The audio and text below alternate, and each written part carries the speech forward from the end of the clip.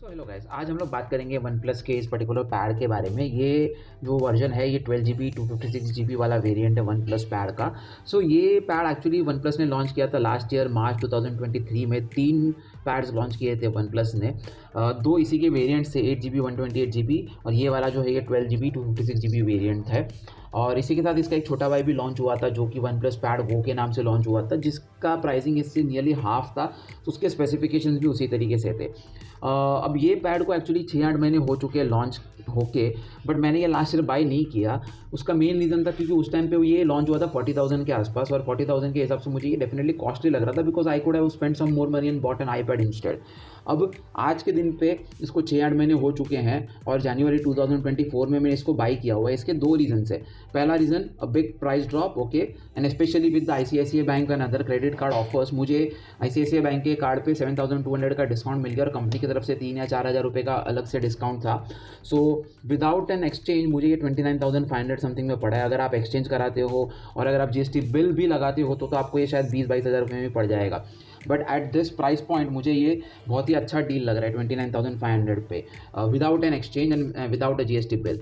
Second चीज़ जो important है कि ये अभी भी कोई आउटडेटेड नहीं हुआ है, बिकॉज इसको 6-8 महीने हुए लॉन्च होके। प्लस वन प्लस ने इस पे अगले 3 साल के लिए OS अपग्रेड्स और 4 साल के सिक्योरिटी अपग्रेड्स भी प्रॉमिस किए हुए हैं। So this one already comes out of the box on android 13। So android 14, 15 और 16 इस पे गारंटीड है by OnePlus. So we don't have a problem there also. So it's not an outdated tablet still now. So जिस price point पे ये मिल रहा है, जो आप हमको फ्यूचर में इसके अपग्रेड्स मिलने वाले हैं, उसके हिसाब से this is a steal deal. About the tablet itself in details, ये बेसिकली आता है इस वन प्लस के टिपिकल रेड डोमिनेंट बॉक्स के अंदर। इस बॉक्स के अंदर मेजरली 3 चीज़ें आती है।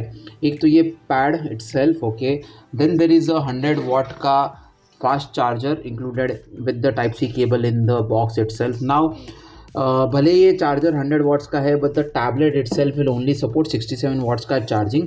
But 67 watts is also a good decent rate of charging. In fact this is one of the fastest charging that we have seen, हमने किसी भी टैबलेट्स में देखा हुआ है। In fact it is better even than the iPad।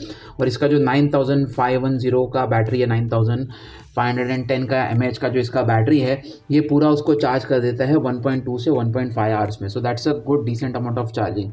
जो third चीज़ इसमें आती है वो है useless manuals, okay. So that's about the box.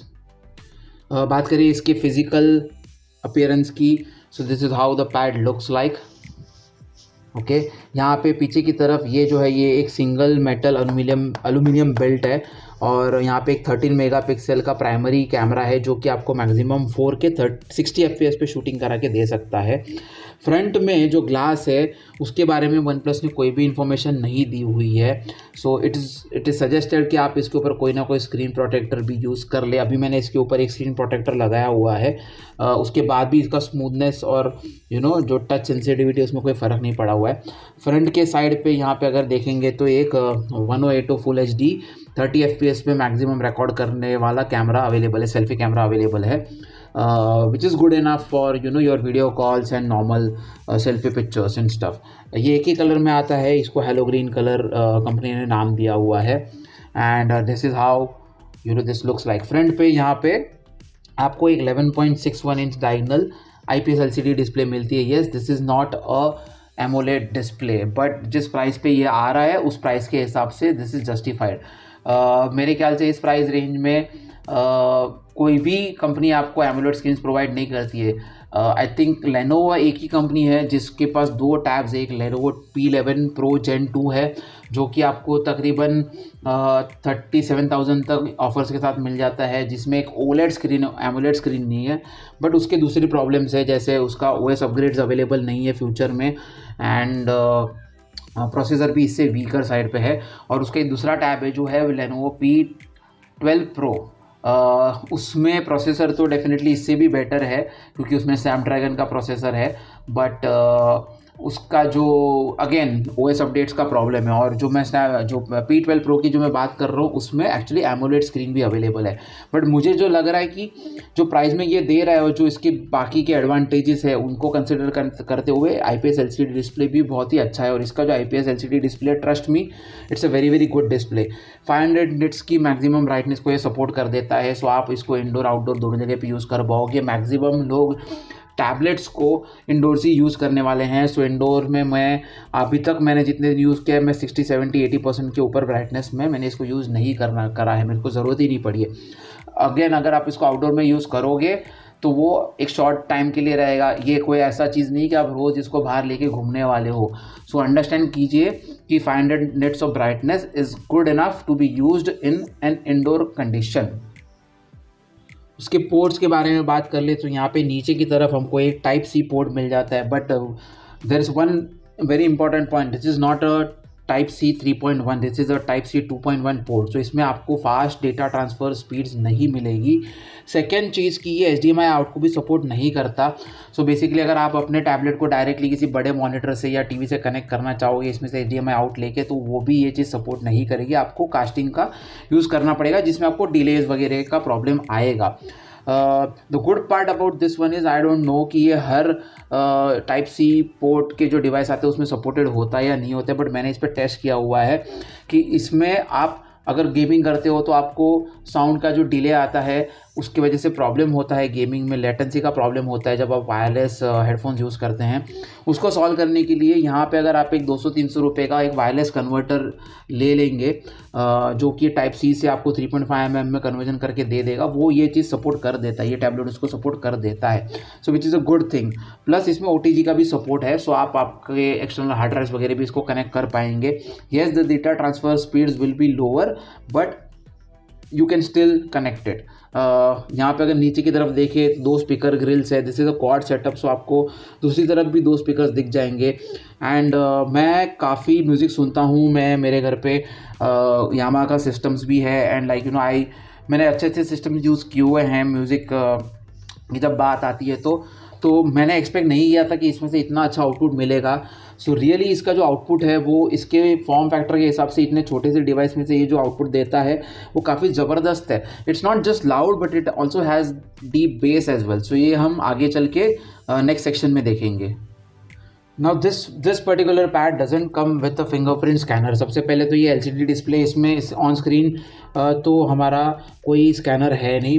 और इसके पावर बटन में भी iPad की तरह कोई अनलाइक iPad इसमें कोई फिंगरप्रिंट स्कैनर या रीडर नहीं है। सो इसको आपको अनलॉक करना है तो आपके 2 ऑप्शन है, या तो आप फेस अनलॉकिंग यूज़ कर सकते हैं। जो इसका फेस अनलॉकिंग है काफ़ी फास्ट है। अगर मैं आपको दिखाऊँ तो ये अनलॉक हो भी गया ऑलरेडी। मैं और एक बार आपको अनलॉक करके दिखाता हूँ। मैंने इसको लॉक किया, मैंने डबल टैप किया, मैंने इसको जैसे डबल टैप किया ये ऑलरेडी अनलॉक हो गया है। So it's very fast enough okay day to day use के लिए। But one very important thing, अगर आप एक्सपेक्ट करते हैं कि आप इस पैड को रात को यूज़ करेंगे और उस टाइम पे इसका जो फेस अनलॉकिंग है वो चलेगा, बिल्कुल बकवास है। रात के बाद शाम को 8-9 बजे के बाद इसका जो फेस अनलॉकिंग है वो आप भूल ही जाओ कि ये चलेगा, ठीक है। तब आपको इसको पिन लॉक से अनलॉक करना पड़ेगा। बट मैं जो समझता हूँ ना कि ये एक मल्टीमीडिया डिवाइस है, ये हमारे घर में यूज़ होने वाला है। This is not a personal device, right. So मुझे नहीं लगता कि यहाँ पे हमको इस पैड को लॉक भी करने की ज़रूरत पड़ेगी किसी पासकोड के थ्रू। येस, अगर आपकी इसकी कुछ पर्सनल चीज़ें जैसे इसमें आपने व्हाट्सएप इंस्टॉल करके रखा हुआ है या आपके पर्सनल फ़ोटोज़ कुछ वगैरह है, तो इसमें आप इंडिविजुअल ऐप्स को लॉक कर सकते हैं with a pin code rather than putting a pin code for the entire pad itself. So मेरे लिए डील ब्रेकर नहीं है, but it's an important point to note कि भाई शाम के टाइम पे लाइक रात के टाइम पे डेफिनेटली इसका जो फेस अनलॉकिंग है वो it's very garbage, it will not work at all. नीचे की तरफ अगर हम देखेंगे तो यहाँ पे एक पोगो पिन कनेक्टर भी अवेलेबल है। सो बेसिकली आप इसके साथ अपना जो इसका कीबोर्ड केस आता है वो भी आप कनेक्ट कर सकते हो, वो मैग्नेटिकली इसके साथ कनेक्ट हो जाएगा। और सिमिलरली ऊपर की तरफ भी यहाँ पे एक सेक्शन दिया गया है जो कि आपके स्टाइलस OnePlus का जो स्टाइलो आता है उसके लिए है। यहाँ पे आप उसको चिपका सकते हो और जब आपको यहाँ पे आप उसमें यहाँ पे चिपकाएंगे सो ऑटोमेटिकली उसको चार्ज भी कर लेगा, similar to what iPads generally do. Coming back to the specifications, इसका जो प्रोसेसर है वो Dimensity 9000 का प्रोसेसर है। विच is a very good processor, और इसको हम कंपेयर कर सकते हैं स्नैपड्रैगन के 8 Gen 1 प्रोसेसर के साथ। ओके, मैं ये नहीं बोलूँगा कि ये उस स्नैपड्रैगन के प्रोसेसर को आउट परफॉर्म कर देता है, बट ये उसको 80 to 90% मैच कर लेता है। गीकबेंच वगैरह स्कोर्स अगर आप देखना चाहो तो आप इंटरनेट पे देख सकते हो। मैंने उसको भी इम्पोर्टेंस दिया था, उन बेंचमार्क स्कोर्स को भी इम्पोर्टेंस दिया था जब मेरे पास ये टैबलेट नहीं था, बट जब आज मेरे पास ये टैबलेट है तो मैं इसका यूजेज के ऊपर ज़्यादा फोकस करूँगा कि मुझे यूज़ करने में ये कैसा लग रहा है, because those numbers can be misleading, but मुझे यूजेज में ये कैसा लग रहा है that is more important to me. So मुझे यहाँ पे कोई भी तरीके का कोई भी लैग जिटर ग्लिच कुछ भी नहीं मुझे यहाँ पे महसूस हो रहा है। सो इसका जो प्रोसेसर है वो बहुत ही पावरफुल है, प्लस इसके साथ जो कॉम्बिनेशन आता है 12 GB रैम का, वो 12 GB रैम भी लेटेस्ट LPDDR5 रैम है, और इसका जो स्टोरेज है UFS 3.1 का 256 GB का स्टोरेज है। सो ये जो कंप्लीट पैकेज निकल के आता है ना, मुझे नहीं लगता कि इससे बेटर कोई कॉम्बिनेशन आपको मिल सकता है आज के डेट में मार्केट में। Again considering the price range, this is a super configuration. Bluetooth की बात करें तो इसमें ब्लूटूथ 5.3 सपोर्टेड है, और जो वाईफाई है इसमें वो ड्यूअल बैंड वाईफाई 6 भी इसमें सपोर्टेड है। सो आपको बहुत ही अच्छे नेटवर्क स्पीड्स इसमें मिल जाएंगे। अभी जो मेरा जो कनेक्शन है वो 100 Mbps का कनेक्शन है, तो उस 100 Mbps पे भी मुझे ये काफ़ी अच्छा स्पीड दे रहा है। इनफैक्ट देखेंगे तो 200 के भी ऊपर जा रहा है। सो this is the broadband connection. अगर मैं इसको 5G पे एयरटेल के 5G पे कनेक्ट कर रहा हूँ तो मुझे ये 300+ के भी स्कोर्स दिखा देता है। So it's a very good WiFi and like other connections as well. इसका ब्लूटूथ भी बहुत अच्छा है। मोर इम्पॉर्टेंट थिंग कि ये एक 5G या 4G एनेबल्ड पैड नहीं है। सो इसमें आप ना ही कोई सिम कार्ड डाल सकते हो, ना ही कोई आपको इसमें कनेक्शन मिल सकता है एक्सेप्ट फॉर वाईफाई। बट मैं तो बहुत रियलिस्टिक सोच रहा हूँ। मैं ये सोचता हूँ कि जनरली मेरे पास हमेशा मेरा फ़ोन हमेशा होगा, या मैं जनरली वाईफाई के कवरेज में रहूँगा। जब मैं मेरे घर पे हूँ तो मेरे घर पे वाईफाई होगा, या मैं जब बाहर भी जाता हूँ तो मेरे पास मेरा फ़ोन होगा। तो मैं हमेशा अपना हॉटस्पॉट ऑन करके इसमें मैं वाईफाई से कनेक्ट करके मैं इसमें अच्छे से इंटरनेट यूज़ कर सकता हूँ। So I don't think again this is any kind of a deal breaker. So just for a comparison मैं आपको दिखाना चाहता हूँ how small this new OnePlus pad is when compare to 12.9 inch का iPad Pro। So ये है पुराना वाला 12.9 इंच का iPad Pro and this is the new OnePlus पैड। अगर आपके यहाँ पे इतना सा स्क्रीन ज़्यादा है, यहाँ पे ये इतना स्क्रीन ज़्यादा है। This is how it looks in comparison to the 12.9 inch का iPad Pro। तो इस जो एस्पेक्ट रेशियो बोला जाता है किसी भी टैबलेट का या किसी भी फ़ोन का, बेसिकली वो उसकी जो शॉर्टर साइड और लॉन्गर साइड होती है उसके बीच का रेशियो होता है। रेशियो जनरली वो longer side versus shorter side होता है। रेशियो निकल के आता है वो इस पैड का 7:5 निकल के आता है। तो ये मोर सो बेसिकली अगर आप इसको सिंपल भाषा में समझना चाहो तो 7 इंच बाई 5 इंच ऐसा समझ सकते हो, इस रेशियो में आता है। तो बाकी जो जनरली पैड्स आते हैं एंड्रॉयड में वो विड्थ में काफ़ी लंबे होते हैं। तो उसका एक मेजर रीज़न होता है कि जो हम वीडियोस देखते हैं मोस्टली इंटरनेट पे, वो सारे वीडियो 16:9 के रेशियो में होते हैं। 16:9 मतलब आप उसको 16:8 पकड़ो तो 1:2 हो गया, मतलब जितनी उसकी विड्थ है उससे आधी उसकी हाइट है। तो जनरली वैसे फॉर्मेट में वीडियोस शूट होते हैं, और उन वीडियोस को अच्छे से दिखाने के लिए, फुल स्क्रीन दिखाने के लिए पैड्स को भी उसी लाइन में डिज़ाइन किया जाता है। बट उसका एक डिसएडवांटेज ये भी हो जाता है कि जब आप कोई वेब पेज पढ़ते हो या जब आप कोई स्प्लिट स्क्रीन यूज़ करते हो, सो फॉर एग्ज़ाम्पल अगर आप कोई चीज़ स्प्लिट स्क्रीन में चलाते हैं तो यहाँ पे क्योंकि ये मोस्टली स्क्वायरिश इसका डिज़ाइन है, सो आपको दोनों भी जो चीज़ें हैं वो आपको काफ़ी अच्छा सा डिसेंट सा रियल एस्टेट मिल जाता है उसको स्क्रीन पे। जबकि अगर आप इसको इमेजिन करें कि अगर ये ऐसे हाइट में छोटा होता और अगर ऐसे लंबा होता तो वो दोनों भी स्प्लिट स्क्रीन बहुत अजीब सी दिखती। सो काफ़ी हद तक स्प्लिट स्क्रीन में यूज़ करने के लिए ये बेटर है, आर्टिस्टिक वर्क करने के लिए ये बेटर है, बुक्स रीड करने के लिए ये बेटर है। सो उन सब चीज़ों के लिए ये बेटर है। मल्टीमीडिया यूज़ करने के टाइम पे आपको इसमें एक ही चीज़ का प्रॉब्लम होगा कि यहाँ पे जो ऊपर बार्स आते हैं वो आपको देखने मिलेंगे। सो बेसिकली इसमें आपको जब वीडियोज़ देखेंगे हम लोग तो ऊपर और नीचे दोनों ही तरफ हमको छोटे छोटे बार देखने को मिलेंगे। सो फॉर एग्जांपल अगर मैं आपको ये दिखाता हूँ यूट्यूब पे, ये वीडियो को अगर मैं फुल स्क्रीन कर देता हूँ सो इफ़ यू सी यहाँ पे ऊपर और नीचे आपको ये काले पट्टे दिखेंगे। अब यही सेम चीज़ होती है आईपैड के साथ भी, बिकॉज आईपैड का भी जो रेशियोज होता है वो एक्चुअली होता है 4:3। जब उसको डबल कर दो तो 8:6 हो जाता है, जबकि इस पैड का है 7:5। सो ये दोनों मोर और less on the squarish side पे जाते हैं, इसलिए ये प्रॉब्लम आईपैड में भी है। यहाँ पे जो आपको बार देखने को मिलते हैं वो आईपैड से थोड़े से ज़्यादा होंगे, बट ओवरऑल मुझे लगता है कि मैं काफ़ी सालों से आईपैड यूज़ कर रहा था and I got used to those bars. मुझे कभी वो चीज़ खटकी भी नहीं, मुझे कभी चीज़ नोटिस भी नहीं हुई। यस, गेमिंग के टाइम पे आपको ये चीज़ कभी प्रॉब्लम नहीं थी, बिकॉज गेमिंग अपना रेजोल्यूशन अपने आप एडजस्ट करके फुल स्क्रीन कवर कर ही लेता है। सो आपको सिर्फ मल्टीमीडिया के टाइम पे वो प्रॉब्लम आएगा, बट उसके सामने आपको जब बुक रीडिंग या आप स्प्लिट स्क्रीन या मल्टी स्क्रीन कुछ यूज़ करोगे तो ये चीज़ आपको बेटर सपोर्ट देगी। Now coming to the display, ये एक 11.61 इंच डायगनली 11.61 इंच का IPS LCD स्क्रीन है, जो कि 144 हर्ट्ज़ पे चलता है। अगर आप UI पे देखेंगे तो जैसे ही मैं इसको टच नहीं करूँगा, ये जो इसका रिफ्रेश रेट है वो कम हो जाएगा। जैसे मैं इसको टच करूँगा तो वो चेंज हो जाएगा। सो बेसिकली एडाप्टिव रेट है, आपकी यूजेज के हिसाब से चेंज होते रहता है, और बैटरी सेविंग भी वो सपोर्ट कर देगा। इसका जो कंप्लीट पैकेज निकल के आता है with 12 GB RAM and powerful processor and 144 hertz का स्क्रीन, उसकी वजह से काफ़ी स्मूथ ये आपको यूज़ करने में फ़ील होगा। डे टू डे यूजेज में तो मक्खन के जैसा चलेगा।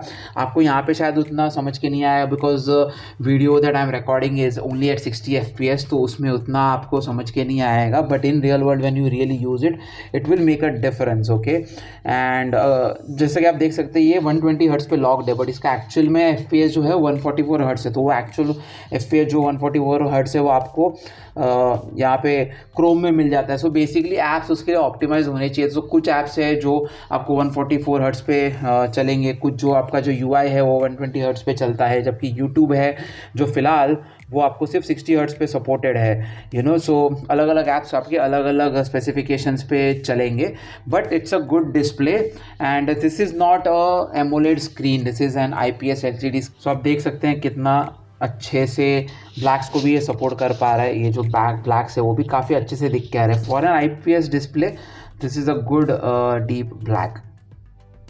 Now let's look at some colours. Okay, काफ़ी अच्छे ब्राइट विविड कलर्स दिख के आ रहे हैं। कलर एक्यूरेसी भी काफ़ी हद तक अच्छी है। जो स्किन टोन्स वगैरह यहाँ पे दिख के आते हैं वो भी काफ़ी अच्छा दिख के आ जाता है यहाँ पे। सो ऑल इन ऑल मुझे इसका डिस्प्ले काफ़ी पसंद आया। Even after years of using AMOLED screens I would still say that this is a good IPS display. Some more colourful footage, मैं इसको फुल स्क्रीन पे डालने की ट्राई करता हूँ।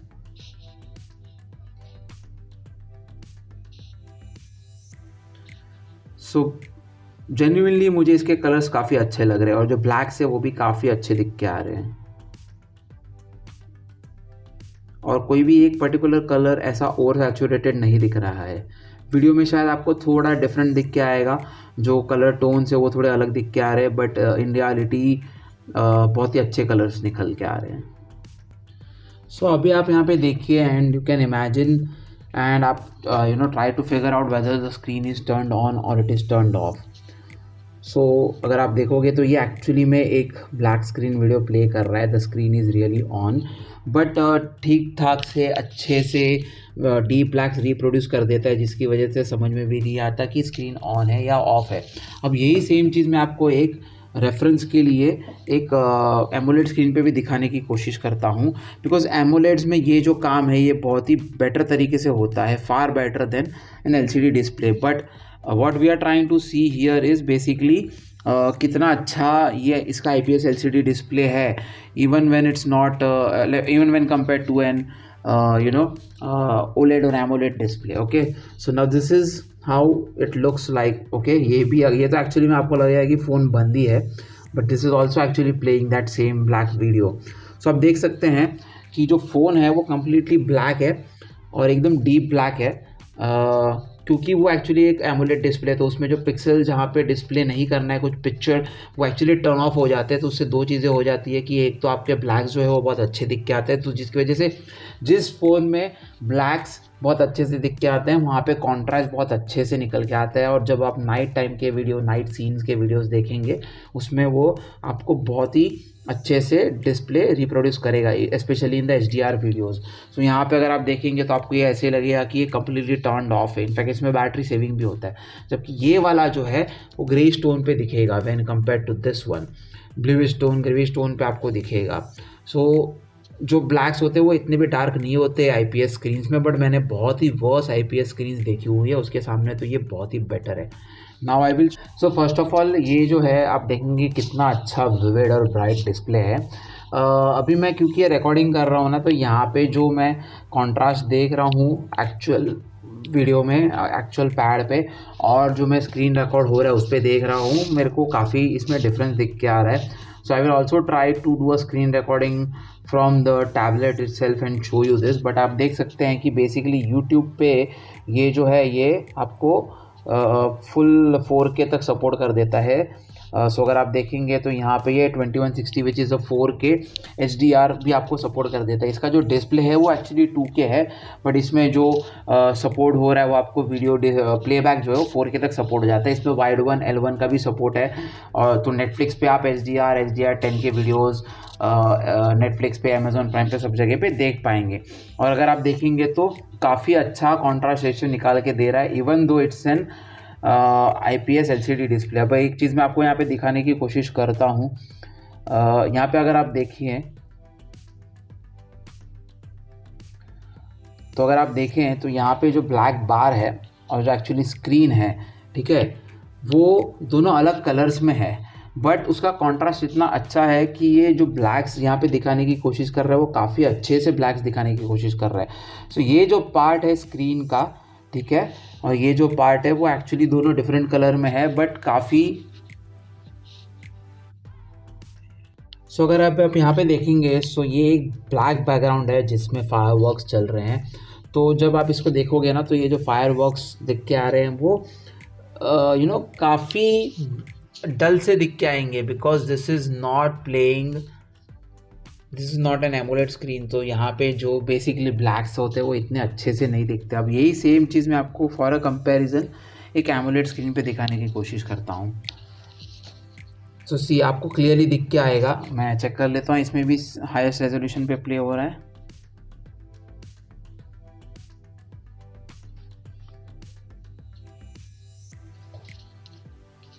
So if you see here you can clearly see कि आपको picture ज़्यादा बेटर किस में दिख रही है, इस फ़ोन में। Now there are different things as well कि फ़ोन का जो PPI होता है, पिक्सल पर इंच का जो रेशो होता है, वो भी काफ़ी अच्छा होता है आईपैड से।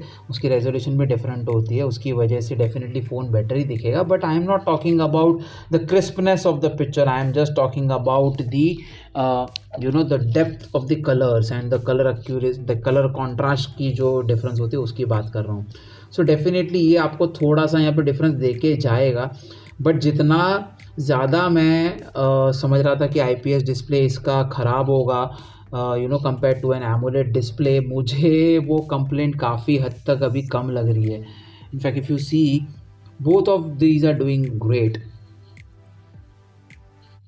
मेरी जो कंप्लेंट थी मेरे दिमाग में ये था कि मुझे इतने टाइम तक एमोलेड स्क्रीन्स यूज़ करने के बाद IPS LCD डिस्प्ले शायद पसंद नहीं आएगी। I am like 90% satisfied with the other screen, like with the IPS LCD display as well. Let me put this on full brightness as well. Now you can see.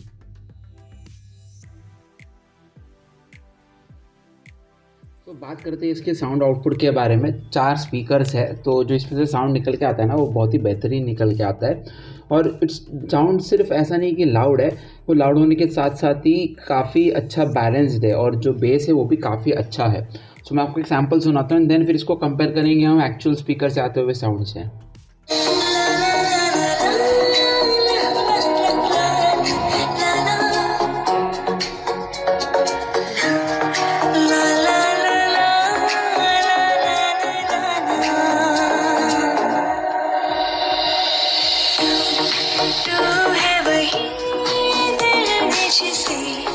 अपना कहा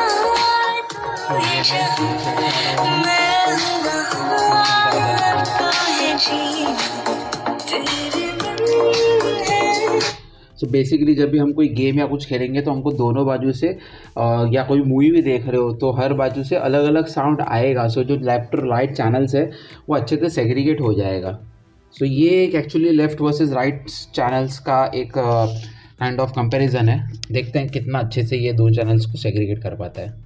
Be hearing this out of only the left side. You should be hearing this out of only the right side. You should be hearing this from both sides. Left, right, both.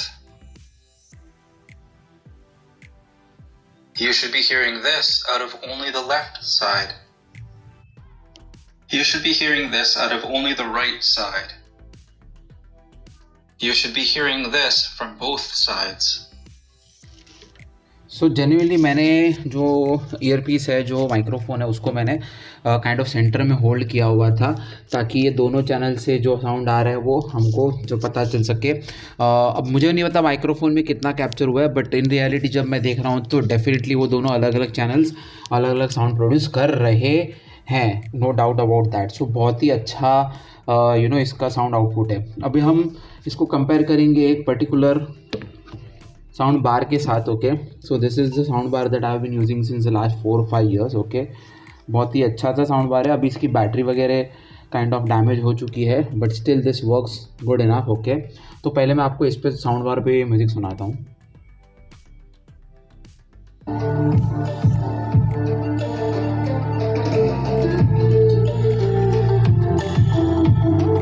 So observe the base.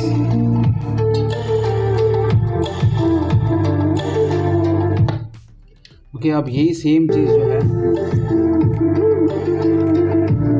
थोड़ा और सुन लीजिए sound bar को।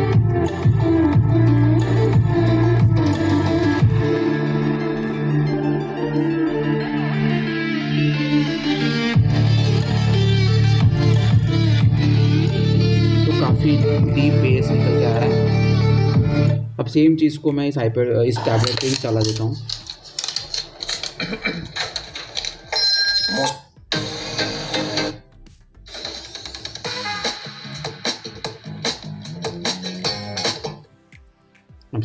देखिए,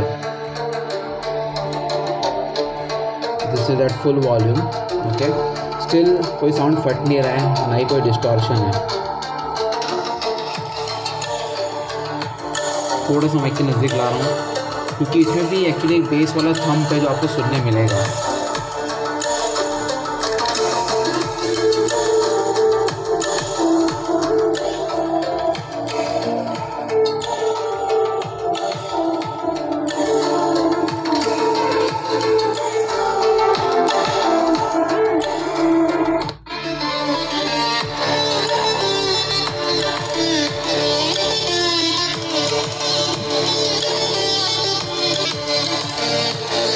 so definitely बहुत ही अच्छा sound करके आ रहा है ये, ठीक है। और अगर समझो कि हम कुछ वीडियो वगैरह अगर देखते हैं जनरली तो उसमें भी ये काफ़ी अच्छा साउंड देखेगा। शॉपिंग भी करनी है, गरबा जाना है। अब हम गरबा करेंगे और क्या।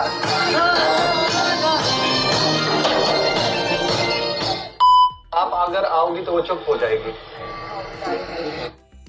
सो बेसिकली मेरा बोलने का पॉइंट यहाँ पे ये है कि इसके जो स्पीकर्स है वो भी काफ़ी पावरफुल है। मैंने आपको इसको इस पर्टिकुलर साउंड बार से कंपेयर करके भी दिखाया। डेफिनेटली दोनों का कोई कंपटीशन नहीं है, but just to get an idea, because just ऐसे ही नॉर्मल साउंड सुन के आइडिया नहीं आता है। मैंने इसके सामने आपको वो प्ले करके दिखाया, कंपेरिजन में प्ले करके दिखाया, so that we get a better idea. तो बात करते हैं इस टैबलेट के एक और इम्पोर्टेंट एस्पेक्ट के बारे में, जो कि है इसका बहुत ही पावरफुल सा डायमेंसिटी 9000 का प्रोसेसर। अब इसका जो कॉम्बिनेशन है, इसका जो पावरफुल प्रोसेसर है अलॉन्ग विद 12 GB रैम और द सुपर फास्ट UFS 3.1 का 256 GB का जो स्टोरेज है, इसकी वजह से इसका जो कॉम्बिनेशन निकल के आता है ना, जो परफॉर्मेंस ये दे पाता है ना, वो बहुत ही अमेजिंग है। मतलब मैं तकरीबन इसको अभी 15 दिन से यूज़ कर रहा हूँ और एक बार भी मुझे कहीं पे भी ऐसा स्टटर या ग्लिच नहीं दिखा हुआ है। जो मेरे ऐप ओपनिंग क्लोजिंग टाइम्स है वो भी सुपर रेस्पॉन्सिव है। मैं फटाक से ऐप्स के बीच में स्विच भी कर पा रहा हूँ। तो सी मैं कितने ईजीली ऐप्स के बीच में स्विच कर पा रहा हूँ। एंड जिसका रैम मैनेजमेंट है वो भी बहुत ही बेहतरीन है। अगर आप देखेंगे तो लेफ़्ट साइड पे गूगल न्यूज़ फीड है, तो इसमें भी अगर कोई आर्टिकल ओपन करते हैं हम तो with in a few seconds ये लोड हो जाता है।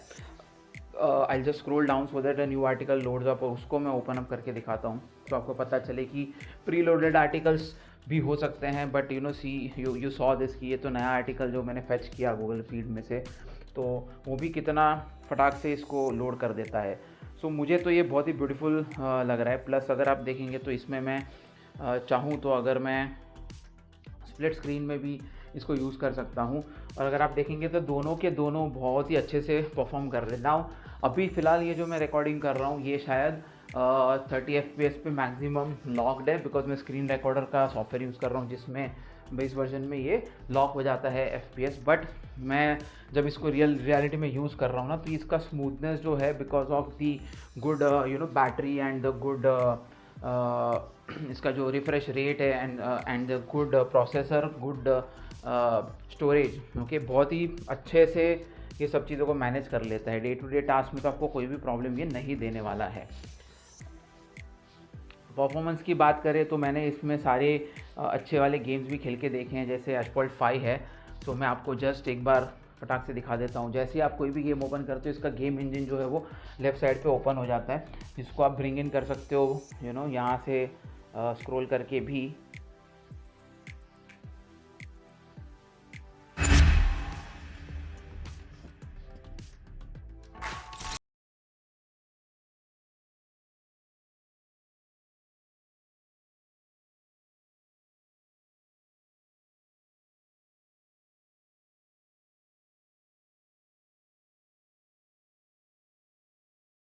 तो आप देखोगे कि इसमें भी कोई भी सिंगल फ्रेम ड्रॉप भी आपको देखने को नहीं मिलेगा, और जो आपका गेमिंग एक्सपीरियंस है ना वो बहुत ही सुपर स्मूथ होएगा। ऑफकोर्स इट डिपेंड्स कि कितना FPS आपको दे देगा। फिलहाल ये सॉफ्ट है because I am doing the screen recording, और ये मैं एक्सेलेरोमीटर से खेल रहा हूँ, गायरोमीटर से सॉरी। तो आप देख सकते हैं कि मैं फ़ोन को टिल वगैरह करके उसको कंट्रोल कर सकता हूँ। मेरे पास आएगा तो हो जाएगा भाई।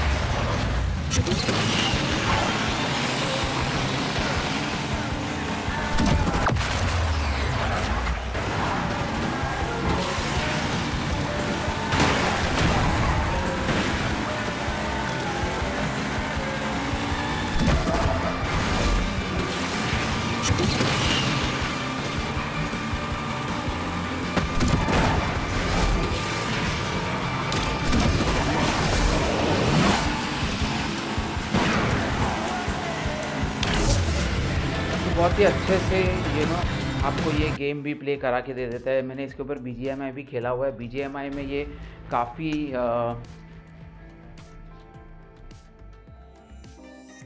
BGMI में भी ये आपको काफ़ी अच्छा गेम प्ले निकाल के दे देता है। अगर हम इसके सेटिंग्स की बात करें तो यहाँ पे अल्ट्रा HDR तक ये सपोर्ट कर देता है। Ultra HDR with ultra high frame rates भी ये सपोर्ट कर देता है, और मैंने इसको खेल के देखा हुआ है। इसके बावजूद मुझे यहाँ पे कोई ज़्यादा फ्रेम ड्रॉप्स वगैरह कुछ देखने को नहीं मिलता है, और गेम प्ले बहुत ही स्मूथ और सुपर है।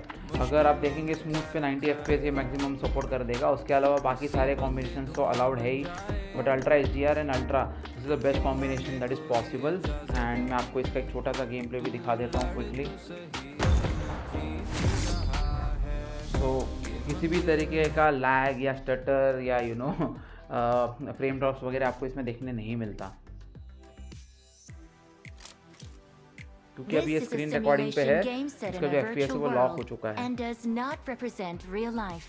Please play in moderation. Take frequent breaks and play responsibly. Team match. Let's go.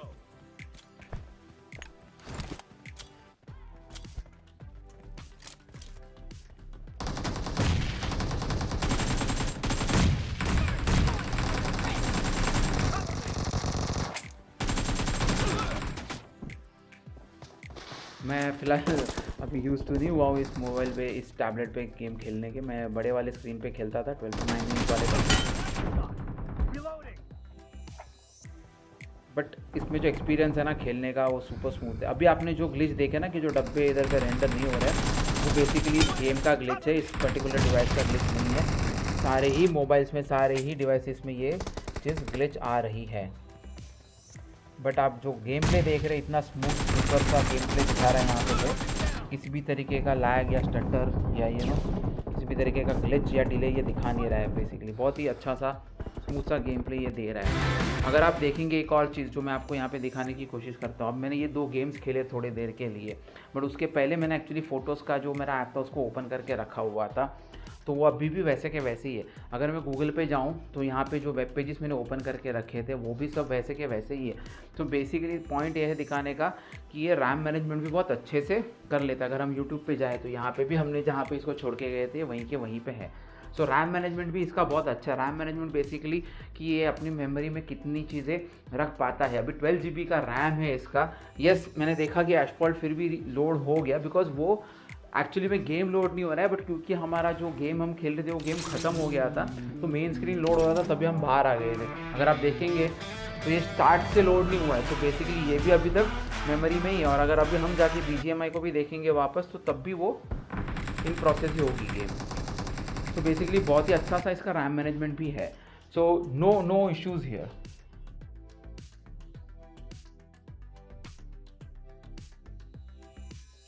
Okay, बात करते हैं इसके बैटरी के बारे में। सो इसमें 9510 mAh की बड़ी सी बैटरी है, बट उसके साथ ही जो चार्जर दिया गया है वो 67 वॉट्स का सुपर वुक फास्ट चार्जर है।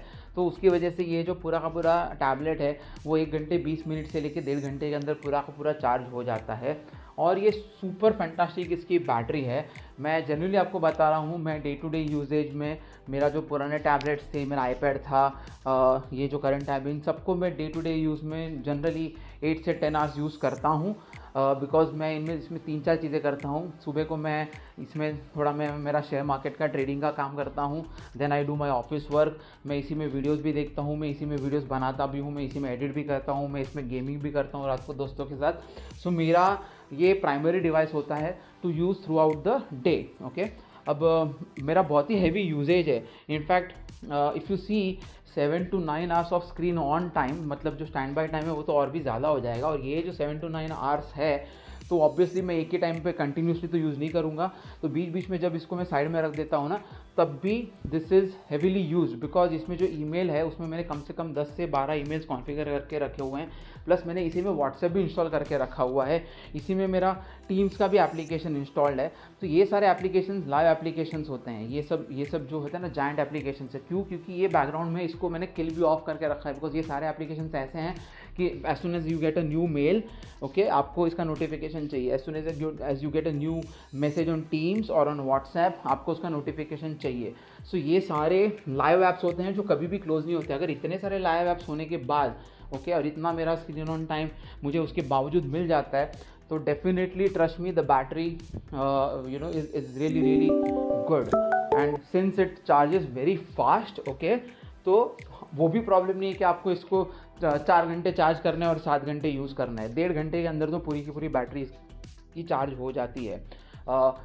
मैं बहुत ही सेटिस्फाइड हूँ इसके बैटरी के साथ। इनफैक्ट जब मैं BGMI भी खेलता हूँ, तो अगर मैं क्लासिक एरेंगल या लिविक खेलूँगा तो उसका जो बैटरी परसेंटेज है हाफ एन आवर का 20 मिनट्स, वो हाफ एन आवर के गेम में 1 से 2% ही वो ड्रॉप होता है। And that too on a good brightness, almost 70 to 80% screen brightness के ऊपर। ऑब्वियसली अभी ये सारी चीज़ें डिपेंड करती है, अगर मैं इसको थोड़ा मॉडरेटली यूज़ करूँ, अननेसेसरी ईमेल्स निकाल दूँ, मैं जिन दिनों में काम नहीं करता मैं टीम्स यूज़ नहीं करूँ, मैं ब्राइटनेस को कम रखूँ, तो definitely it will last a much longer. But at this point, जिस तरीके का मेरा इसका यूजेज है उसके हिसाब से भी मुझे ये बैटरी कम्प्लीटली 7-8 घंटे का टाइम डिलीवर करके दे देता है, विच इज़ रियली गुड।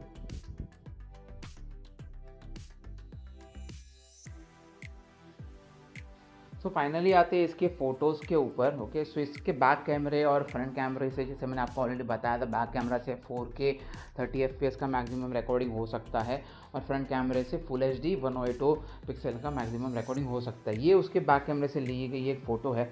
अभी फ़िलहाल मैंने इसके कैमरे के सेटिंग्स को ज़्यादा एक्सप्लोर नहीं किया हुआ है, तो जो डिफ़ॉल्ट सेटिंग है उस पर मैंने ये फ़ोटोज़ ली हुई है।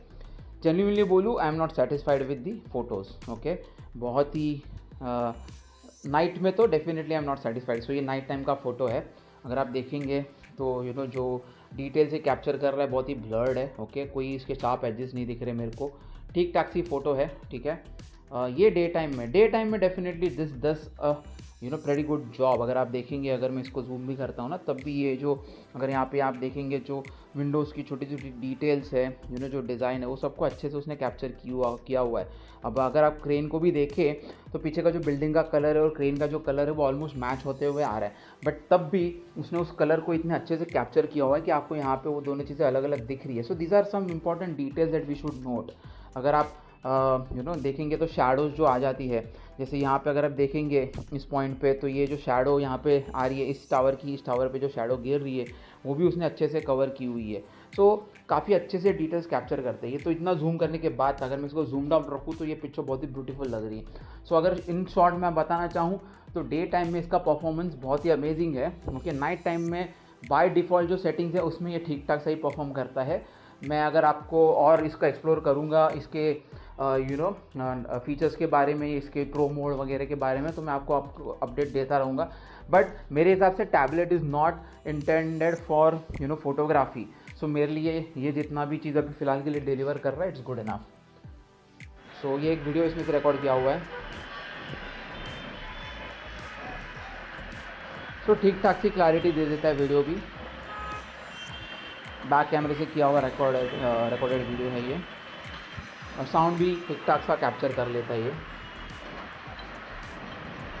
थोड़ा जूम इन करके भी देखें तब भी डिटेल्स अभी भी अच्छे से कैप्चर कर रहा है वो। ये थोड़े और फोटोज़ हैं।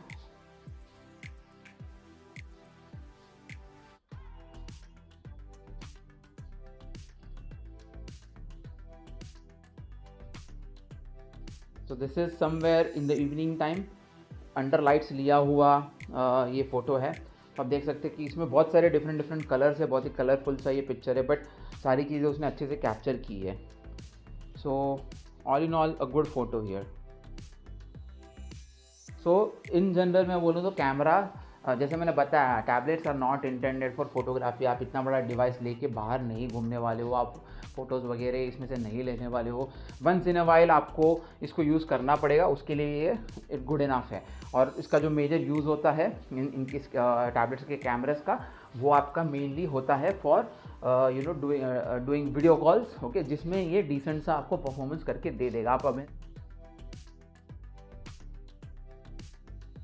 तो if you really ask me conclusion के पॉइंट ऑफ व्यू से कि भाई ये पैड बाय करना चाहिए या नहीं करना चाहिए, ओके, सो पहली चीज़ कि ये 5G नहीं है। आपको अगर वो प्रॉब्लम है तो आप उसको ध्यान में रखिए। दूसरी चीज़ कि ये IPS LCD स्क्रीन है, बट मैंने आपको दिखाया कि ये एक IPS होने के बाद भी काफ़ी पावरफुल सी स्क्रीन है। थर्ड पॉइंट, इसका जो प्रोसेसर है वो बहुत ही पावरफुल सा प्रोसेसर है। बैटरी जो है वो भी बहुत ही अच्छी बैटरी है। जो फॉर्म फैक्टर के बारे में आपको मैंने एक चीज़ बताई थी कि this is more of a reading और सर्फिंग टैबलेट, मल्टीटास्किंग के लिए ये टैबलेट ज़्यादा सूटेबल है। गेमिंग के लिए देयर इज़ नो इशू, और बहुत अच्छे से आपको गेमिंग करवा देता है। एंड जो परफॉर्मेंस इसका निकल के आता है, इसका जो रैम है दैट इज़ गुड इनफ, इसका जो स्टोरेज है दैट इज़ फास्ट इनफ, जो साउंड आउटपुट है इसका वो भी डिसेंट सा है। तो ऑल इन ऑल अगर मैं आपको एक फाइनल वर्डिक्ट देना चाहूँ मेरे पॉइंट ऑफ व्यू से, तो मुझे ये 29,000 में पड़ा हुआ है ये टैबलेट, और उस प्राइस पॉइंट पे this is definitely a beautiful deal. अगर मैं इसको 2 साल यूज़ करने के बाद भी एक्सचेंज में भी अगर मैं किसी नए टैबलेट के अगेंस्ट दूंगा ना, तब भी मुझे इसके 15-16 हज़ार रुपये ईजिली मिल जाएंगे। सो यू हैव टू जज दैट कि भाई मैं 15-16 हज़ार रुपये डाल रहा हूँ इस ब्यूटीफुल से टैबलेट को अगले 2 या 3 साल के लिए यूज़ करने के लिए। ओके, अगर आप डेफिनेटली आपने इसको 1 पीस में रखा, तोड़ फोड़ नहीं दिया, तो आप इसको एक्सचेंज में दे पाओगे ना, आप अच्छा सा उस पर डिस्काउंट भी ले पाओगे। सो उस पॉइंट ऑफ व्यू से अगर मैं सोचूँ तो 29,000 में, okay, this is a beautiful deal and it's a very good buy even in January 2024। So thank you guys. अगर आपको और कुछ डाउट्स या कुछ क्वेश्चन है तो आप मुझे कमेंट सेक्शन में बता सकते हैं, मैं ट्राई करूँगा उनको आंसर करने की। Thank you.